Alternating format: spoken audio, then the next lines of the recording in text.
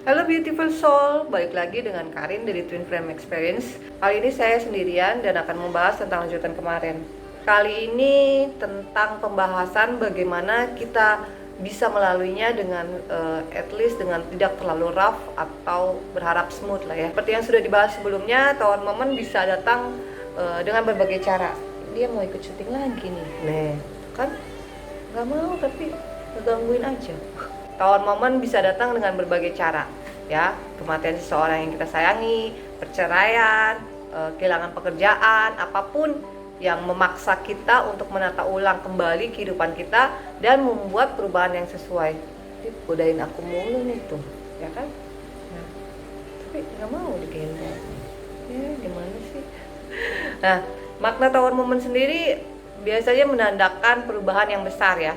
Meskipun awalnya menyakitkan, ini pastinya membuka jalan yang besar untuk pengalaman kita yang baru, sesuatu yang baru.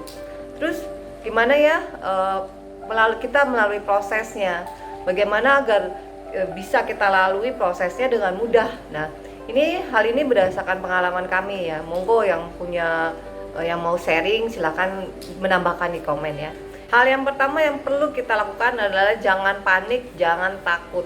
Biasanya ketika tawar momen terjadi, kita akan mengalami self sabotage, di mana kita akan melakukan self talk negatif tentang diri kita, di mana kita akan mengatakan pada diri kita bahwa kita tidak bisa melalui, tidak bisa sukses, kita pasti gagal, kita nggak sanggup, macam-macam hal negatif yang sering kita lontarkan untuk diri kita sendiri.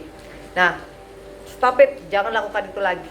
Jika kita mengalami tawar momen, pastinya kita akan merasa seperti bingung, ketakutan, merasa semuanya di luar kendali ya, atau perasaan ketakutan sendirilah, bingung, ketakutan, nggak tahu mesti ngapain. Tapi sebenarnya semua ini adalah proses. Yakin kita bisa berdiri di atas kaki kita sendiri, be strong, luangkan waktu untuk diri kita sendiri, rawat dirimu dengan baik. Itu yang pertama ya.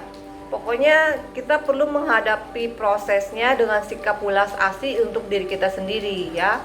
Terus yang kedua, pahami dengan baik bahwa tawar momen adalah campur tangan ilahi. Tawar momen adalah semua tentang perubahan yang tak bisa terelakkan, bahkan di saat kita nggak mau itu terjadi ya. Pahami semesta punya cara unik untuk memaksa kita keluar dari zona nyaman ya. Hal yang harus berubah ya pastinya akan berubah. Tawar momen terjadi agar kita dapat membangun kembali hidup kita dan bertujuan untuk mencapai tempat di mana kita seharusnya berada, tempat tujuan kita yang sesungguhnya ya. Dan ketiga, dengarkan kata hati, jangan egomu. Tawar momen merupakan salah satu bentuk penghancuran ego. Kita berpikir pastinya bahwa kita memegang kendali atas hidup kita, kerjaan kita, kemauan kita, hubungan kita, sehingga kadang kita lupa untuk mendengarkan kata hati kita. Tawar momen pada dasarnya fondasi pikiran kita. Apa yang kita pikir aman, secure, baik-baik aja, ternyata nggak demikian ya. Mulai dengan dengarkan kata hatimu. Jiwamu akan membimbing kita agar dapat bertransisi dengan baik. Jangan dengarkan egomu dan jangan coba untuk mengontrol apapun ya. Karena hal yang harus terjadi, hal yang harus berubah. Itu dia bolak-balik lagi. Oke? Nah, yang keempat, ambil pembelajarannya, ambil hikmahnya ya.